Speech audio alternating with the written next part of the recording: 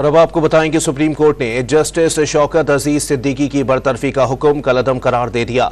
Justice Shaukat Siddiqui retired जज तस्वुर होंगे। सुप्रीम कोर्ट की जानिब से यह फैसला दिया गया है। आपको बताएं कि सुप्रीम कोर्ट ने जस्टिस शौकत अजीज सिद्दीकी की बरतरफी का हुक्म कलअदम करार दे दिया। जस्टिस शौकत सिद्दीकी रिटायर्ड जज तस्वुर होंगे।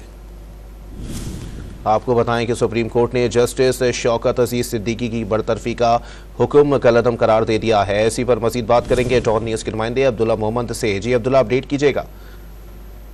जी बिल्कुल, सुप्रीम कोर्ट ने आज महफूज फैसला है वो सुना दिया है और जो जस्टिस रिटायर्ड शौकत सिद्दीकी की जो बरतरफी थी उसको सुप्रीम कोर्ट के लार्जर बेंच में कलअदम करार दे दिया है। चीफ जस्टिस काजी फायद ईसा के सरबराही में 5 रुकनी लार्जर बेंच ने महफूज शुदा फैसला जारी कर दिया।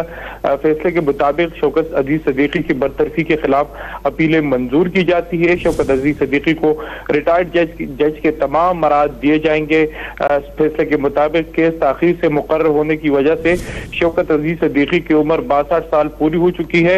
उम्र पूरे होने की वजह से शौकत अजीज सिद्दीकी को ओहदे पर दोबारा बहाल नहीं किया जा सकता, इसलिए उनके तमाम जो बरात है उनको बहाल किया जाता है। उनकी जो बरतरफी थी उनको कलअदम करार दिया जाता है। वाज़ेह रहे कि जस्टिस रिटायर्ड शौकत अजीज सिद्दीकी बतौर इस्लामाबाद हाई कोर्ट जज उनको बरतरफ किया गया था, जिसके बाद उन्होंने अदालतों से रुजू किया और इस पे 3 से ज़ायद समातें जो है वो हो चुकी है और इस पर सुप्रीम कोर्ट ऑफ पाकिस्तान ने जो लार्जर बेंच है उन्होंने फैसला जो है 5। ठीक है, बहुत शुक्रिया अब्दुल्ला मोहम्मद अपडेट करने के लिए।